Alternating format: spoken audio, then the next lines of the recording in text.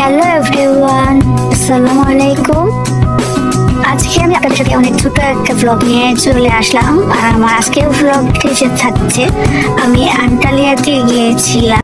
আন্টালিয়াতে যাওয়ার পরে আমরা কি কি করলাম সেগুলোই আপনাদের সাথে আজকে শেয়ার করব।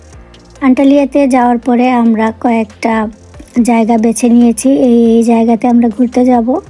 তো আমরা এইটা হচ্ছে কম্বোতে গিয়েছিলাম, আর কম্বোতে যে আমরা যা যা পেয়েছি তা হচ্ছে রাফটিং, কট বাইকিং, জিপ লাইন, এগুলোই মেইনলি ছিল।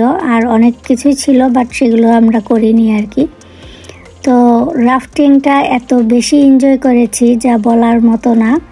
অনেক দেশের অনেক মানুষের সাথে পরিচয় হয়ে খুব ভালো লেগেছে, সবাই মিলে খুব বেশি এনজয় করেছি। আর এই রাফটিংটা এত ফান ছিল, ভয়ও লাগছিল কোনো কিছু না দুর্ঘটনা হয়ে যায়, বাট আলহামদুলিল্লাহ সেফলি আমরা সব কিছু করতে পেরেছিলাম। আর এত এনজয় করেছি যে বলার মতো না। জিপ লাইনটা আমি আর যাইনি, আমার অনেক ভয় লাগে আমার কাছে। কট বাইক ঠিক আছে, মোটামুটি মানে ভয় থেকে বের হয়ে করতে পেরেছিলাম, বাট জিপ লাইনটা আমি আর করিনি। আমার বোন, আমার ছেলে এরা করেছে।